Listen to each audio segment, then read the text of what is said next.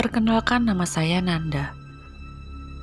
Juli 2016, saya melakukan pendakian ke Gunung Lawu via Candi Ceto Karanganyar. Aku berangkat dari Jakarta bareng sama keempat temanku, Bang Dani, Bang Irwan, Randy, dan si Acim.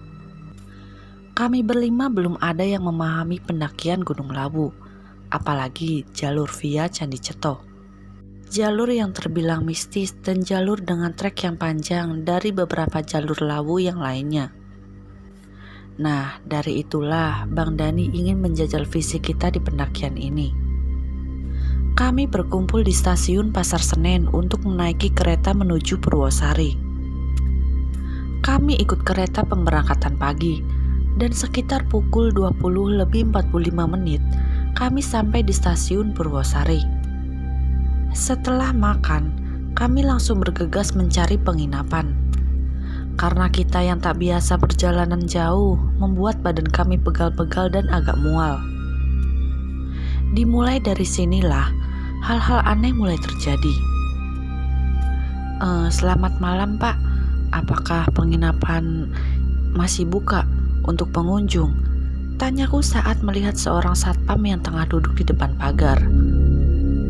Masih, silakan masuk aja. Katanya dengan nada datar. Setelah masuk, sikap pelayanan pun tidak sesuai dengan tempat lainnya, di mana kita disuruh mencari tempat sendiri tanpa ada pendampingan atau pengantar tamu. Setelah kami mendapatkan kunci kamar, kami berjalan menyusuri lorong-lorong panjang yang seakan tak ada ujungnya. Lebih dari 15 menit kami terus berjalan. Akhirnya sampai juga di kamar itu. Dengan kondisi sangat lelah, semua tertidur tanpa mandi dahulu. Singkat cerita, azan subuh berkumandang. Nak, bangun, kata seorang kakek, entah siapa kakek itu, tapi saya yakin itu manusia. Kita di mana ini? Jawab beberapa dari kami. Karena posisi kami tidur saat itu berada di tanah lapang sepak bola di pinggir suatu desa. Padahal semalam kita lihat ini adalah hotel dan berada di pinggir jalan dekat dengan stasiun Purwosari. Singkat cerita, kami langsung beranjak pergi dari tempat itu tanpa bilang apapun dengan kakek itu. Setelah lama menyusuri jalan kecil, akhirnya kami tiba di jalan raya dan melihat sebuah angkot yang lagi ngetem. Misi, Pak, bisa kami sewa mobilnya buat antar kami ke base camp Candi Ceto. Oh, bisa, ayo masuk dek.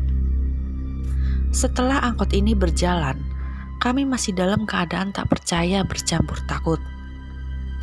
Hingga 1 jam lebih, kami akhirnya sampai di base camp. Setelah menambah logistik dan sarapan di warung, kita melakukan registrasi dan langsung memulai pendakian. Awal perjalanan baik-baik saja. Sampai pukul 5 sore, kita sampai di Bulak Peperangan. Sungguh perjalanan yang sangat lama, membuat kita berbeda pendapat. Apakah akan melanjutkan atau kita camp semalam baru paginya kita turun. Di pos ini juga, kita terbagi menjadi 2 tim. Bang Dani dan si Acim jalan duluan ke pos selanjutnya, sedangkan saya menemani Bang Irwan dan Randy yang sejak tadi selalu mengeluh, dan juga memberi ide untuk tidak melanjutkan. Setelah 15 menit meyakinkan Randy dan Bang Irwan, akhirnya kita bertiga melanjutkan perjalanan naik. Karena waktu juga sudah petang dan hari mulai gelap, kita mempersiapkan semuanya, dari memakai headlamp, jaket, dan sarung tangan. Rencananya, kami akan membuka tenda di dekat Boyem atau di Gupakan Menjangan jika situasinya sudah tidak terkendali. Kami berjalan hingga akhirnya bertemu sabana luas. Akhirnya kami memutuskan untuk istirahat, sekalian menikmati udara dingin sambil melihat langit yang dipercantik dengan bintang-bintangnya. Setelah istirahat cukup, kami melanjutkan kembali perjalanan. Berjalan udah lumayan lama, tapi gak sampai-sampai juga di batu yang bersusun. Perasaan saya kita hanya berjalan di sini-sini saja. Stop, teriak Randy yang kulihat mukanya sangat lelah. Masih di sabana, kita istirahat kembali. Ketika sedang merenung, tiba-tiba kami bertiga mencium bau wangi bunga. Tanpa aba-aba, kami bertiga langsung berdiri dan melanjutkan perjalanan. Masih seperti semula, jalanan seakan seperti sudah kita lewati dan dilewati kembali. Akhirnya, dengan kondisi Randy yang tak memungkinkan berjalan kembali, saya memutuskan untuk buka tenda di area ini. Setelah tenda berdiri, saya masak dan membuat teh hangat. Kulihat Randy sudah tertidur, dan Bang Irwan yang setia dengan rokoknya duduk di sebelahku. Sambil ngobrol sedikit-sedikit, tetapi kami bungkam akan apa yang sudah kami lewati tadi. Di sini, awalnya Randy tak mau dibangunkan untuk makan. Dengan terpaksa saya terus membujuknya, walaupun akhirnya saya harus menyuapinya untuk makan. Baru kelar nyuapin Randy, tiba-tiba Bang Irwan masuk tenda dengan panik. "Kenapa lu, Bang?" "Gue lihat tante baju putih di atas pohon. Ayo kita tidur, biar cepet pagi," jawab Bang Irwan sambil bongkar-bongkar karirnya untuk mencari sleeping bag. Singkat cerita, pagi pun tiba. Alhamdulillah Randy sudah fit kembali. Malahan dia yang membangunkan saya dan Bang Irwan untuk segera sarapan dan mencari Bang Dani dan si Acim. Setelah mengisi perut, kami packing sebelum nanjak. Setibanya di warung Boiem, kita bertemu kembali dengan Bang Dani dan si Acim yang semalam memutuskan untuk tidur di warung yang Boiem. Akhirnya kami berkumpul kembali, memulai jalan menuju puncak. Sesampainya di puncak, kami hanya foto-foto sebentar dan beranjak turun. Sesampainya di Boiem lagi, Bang Dani dan si Acim makan terlebih dahulu, dan karena tak ingin rombongan terbagi dua lagi, akhirnya kita tungguin mereka. Lumayan agak lama, akhirnya kita beranjak jalan turun lagi. Hingga sampai saat itu, di pos 2 hari sudah sangat sore. Asik bercanda, kita mendengar liris suara. Kalian tidak bisa turun. Kami semua mendengar suara itu. Dengan ketakutan dan merinding, saya ajak mereka untuk jalan kembali. Tetapi si Acim melarangnya untuk kita menunggu waktu maghrib. "Jangan, tidak boleh. Sebentar lagi maghrib. Mending tunggu waktu maghrib selesai."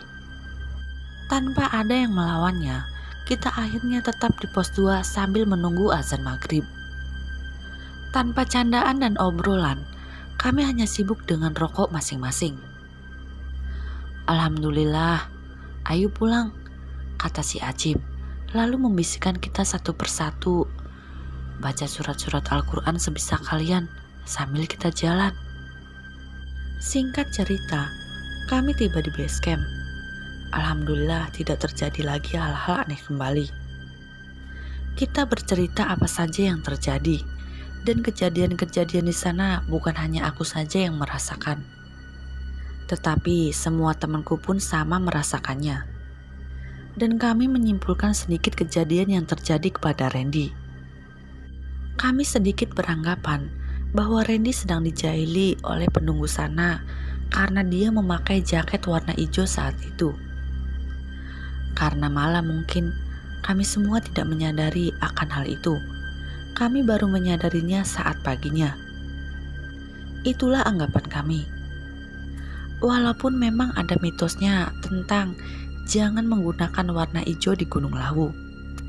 Itu semua memang mitos, tetapi kita sebagai tamu di gunung, kita harus menghargai apa saja mengenai dan bagaimana tempat yang akan kita kunjungi. Bukan mempercayai, tapi di sini hanya untuk menghargai kepercayaan warga sekitar. Jika kalian ingin berbagi cerita kepada kami, silahkan DM ke Instagram atau email kami yang ada di kolom deskripsi. Sekian dan terima kasih. Salam dari kami, keluarga pendaki.